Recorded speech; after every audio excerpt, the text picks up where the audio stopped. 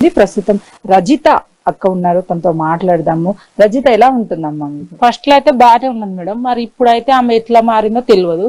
First లో అయితే మంచిగా ఉన్నది, మంచిగా చేసిండ్రు. పిల్లలు చిన్న ఉన్నప్పటి నుండి నేనే పెంచిన, ఇంత ఉన్నప్పుడు నా దగ్గర ఉన్నారు, మా ఇంట్లో బాగానే పెరిగిండ్రు. ఒక సంవత్సరం మేడం వాళ్ళు మా దగ్గర మాట్లాడతలేరు. సంవత్సరంకి వెళ్ళి మాట్లాడతలేరు కదా, మాట్లాడకుంటే మాట్లాడక వాళ్ళ బతకాలు బతికే సార్లు మాకు అనుకున్నాను. నేను మాట్లాడలేదు, కూడా మాట్లాడలేదు. నాకు ఆపరేషన్ అయినా కూడా ఒకసారి కూడా మండలి వీళ్ళ దగ్గరకు రాలేదు. రాకపోయినా సరే వాళ్ళు బతికే చాలనుకున్నాం కానీ పిల్లలు అయితే మంచిగా ఉన్నారు మేడం, సంపేది లేకుండే. మా దగ్గర వదిలేసిపోయినా మేము జక్కుంటుంటాం. మేము 6 మంది మీ అన్నదమ్ములం, 6 మందిలో ఎవరింట్లోనైనా పెరుగుతుంది మాకు. ఆమెకి ఏందన్నా అంత ఇష్టం లేకపోతే సంసారం మీద ఇసుకొచ్చింది అన్నది. నిన్న ఇసుకొచ్చినప్పుడు వెళ్ళిపోయేది ఉండే, ఇసుకొచ్చే వరకు కూడా సంసారం చేయదు కదా మనం. ఇసుకొచ్చినప్పుడు వాళ్ళకి చెప్పి నాకు వద్దు ఈ కుటుంబం, నేను వెళ్ళిపోతుండా, నీ పిల్లలు నీకు పట్టు అని నా దగ్గర, నేను దగ్గరనే ఉంటా, నా దగ్గరకు వచ్చి దొబ్బేసిపోయినా నేను చూసుకున్నాను వాళ్ళను. కానీ అట్లా చేసేది లేకుండా ఆమె నిన్న అదే నేనే పెట్టినాను ఒప్పుకుంది. కానీ మళ్ళీ ఎందుకు ఎట్టింది అని కారణం అడిగితే నేను పెట్టిన కదా అని చెప్తుంది అంతే. అదే ఎందుకు ఎట్టినావు, ఏ షాప్లో తెచ్చినావు, ఆ షాప్ గురించి చెప్పు, మేము పోయి అడుగుతాము, మేము మాట్లాడతాము, వాళ్ళని తెచ్చి మేము లోపల వేస్తాం, నేను తీసుకుపోతాం బయటికి అన్నా కానీ నేను పెట్టిన అంతే ఇంకా అంటుంది. నేను ఎన్నో అన్నా, నేను జాగ్రత్త కదా పిల్లలకి ఇంత పెద్దగా చేసి ఒక మాట నాకు చెప్పినా నేనన్నా వస్తుంటే కదా, చూస్తుంటే కదా, లే శిరీష నాకు ఈ బాధ అయింది, మీ బావకి ఇట్లా అంటున్నాడు, మరి రా అని పిలిచినా నేను మీ మరిదొచ్చి మాట్లాడుతుంటిమి. అట్లా కాకుండా కూడా నువ్వు ఆమె వెళ్ళిపోయినా బాగుండు కదా, మా దగ్గర విడిచిపెట్టి పిల్లలు 3 పిల్లలు పానం తీసిందంటే మాకు కూడా బాధనే ఉంటది కదా మేడం. అదే మేము మాట్లాడినా అదే చెప్తుంది, నేనే పెట్టినా అంటుంది. మరి అంతకు మొన్న ఫస్ట్ ఏమో ఆమె హాస్పిటల్లో పోయి అడిగితేనేమో పెరుగన్నం అన్నది. ఏం తిన్నావక్క అంటే పెరుగన్నం అన్నది. ఏం తిన్నామంటే పెరుగన్నం అన్నది. పెరుగన్నం డేట్ అయిపోయింది అంటే డేట్ అయిపోలేదు, పెరుగు ఉంది డేటు పోలీసులు చెప్పిరని నేను కూడా అన్నగానే పెరుగన్నమే అన్నది. ఇప్పుడు రోజులకు పెరుగన్నమే అన్నది. నిన్న పోయి అడిగితే నేనే పెట్టినా ఇస్తామని చెప్తున్నాను. అంటే ఆ రోజు ఇక్కడికి వచ్చినప్పుడు పిల్లలు 3 కూడా ఇద్దరు హాల్లో, ఒకరు హాల్లో, ఇద్దరు అక్కడ పడుకొని ఉన్నారు. అంటే అసలుకి ఎప్పుడు అనుమానం వచ్చింది తన మీద? ఎప్పుడన్నా గతంలో అనుమానం వచ్చింది? నాకైతే గౌతమ్ ఎప్పటికీ ఇప్పుడు వరకు ఎప్పుడు అనుమానం రాలేదు మేడం. ఈ 3 నెలల క్రితం అట్లా మారిందంట కానీ ఎప్పుడైతే మాకు అట్లా అనిపించలేదు. మళ్ళీ ఇప్పటికి ఈ 3 నెలలు మారిందంట కానీ ఎప్పుడు బాగానే ఉన్నది. ఆయన వీళ్ళు ఈ గల్లీకి వచ్చినాక నేను రాలే మేడం. ఈ గల్లీకి ఈ రూమ్ లోకి వచ్చినాక మాకు గొడవ అయింది, నేను నిన్నడు రాలే. అక్కడక్కడ ఉన్నప్పుడు గొడవలు లేనప్పుడు పోతుంటే జరసేపు మాట్లాడుతుంటే అదక్క ఇదక్క అని ఏదో సరదాగా మాట్లాడుతుంటే వస్తుంటే, ఇప్పుడు ఈ రూమ్ లోకి వచ్చిన కాంటి ఆమె నా దగ్గర మాట్లాడతలేదు. నేను రూమ్ సైడ్ గా రాలేదు, పిల్లలు కూడా నా దగ్గర మాట్లాడకుండా చేసిండ్రు. అప్పుడు పిల్లలు మాట్లాడుతుండ్రు చిన్నమ్మ అని, పిల్లలు కూడా మాట్లాడతలేరు. మాట్లాడకుంటే మాట్లాడక పిల్లలైనా అలానే మంచిగా బతని నేను రూమ్కి వెళ్ళి కూడా రాలే మేడం. ఎన్నాడు ఎందుకు జరిగింది మీ మధ్య అసలు గొడవ? అంటే భూమి గురించి మేడం, భూమి ఆస్తి పంచుకున్న వరకు మా బావ అదొరుదంటే మా ఆయన కోపం వచ్చి అరిచిండు. నువ్వేందన్న మధ్య పుల్లలు పెడతావు, సైలెంట్ గా ఉండలేవా, పంచుకుందాము, నీ మాది పంచుకుంటే కష్టం చేసినావు కదా, నీ వాళ్ళకి వీళ్ళకి మా చిన్న మాటికి మా దాంట్లోకి వెళ్ళి గుంట ఇయ్యమన్నాడు.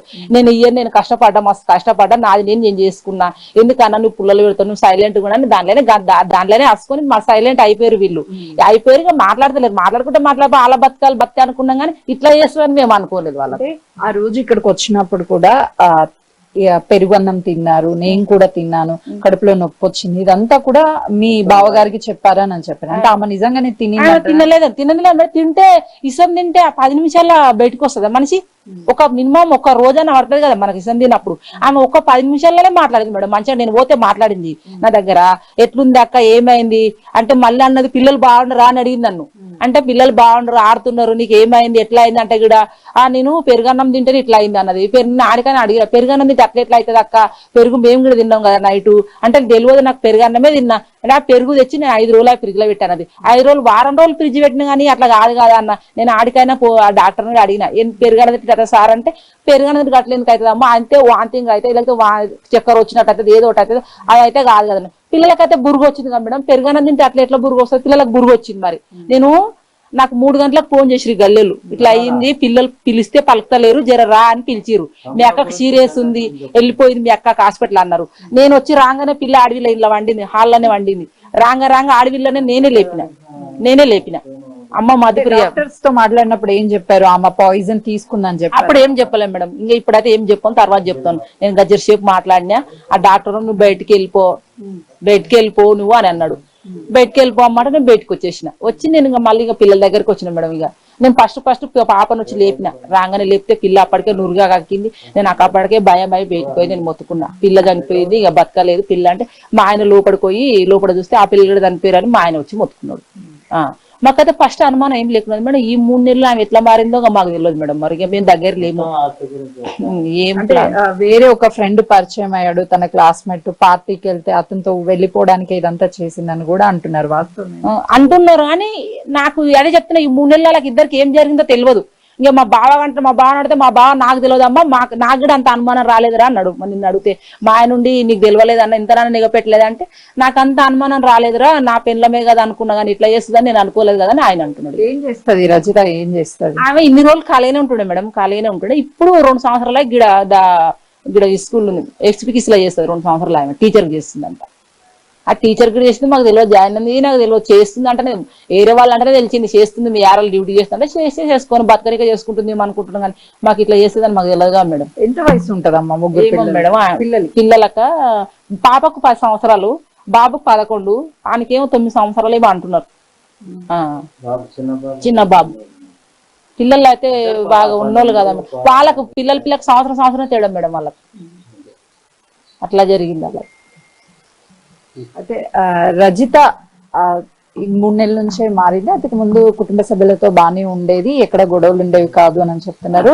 రజిత పిల్లలతో చాలా బాండింగ్, అంటే వాళ్ళ అన్నయ్య ఉన్నాడు, తనతో మాట్లాడదాము. ఆ పిల్లలు ముగ్గురు చాలా చిన్న పిల్లలు, పాయిజన్ ఇచ్చేసి చంపేశారు. అసలు ఆ పిల్లలు ఎలా ఉండేవాళ్ళు? తమ్ముడు చాలా మంచోళ్ళు, మా చెల్లి కూడా చాలా మంచిది, అందరు మంచోళ్ళు. రోజు స్కూల్ నుంచి వెళ్తే హాయ్ అన్న చెప్తారు అంతే.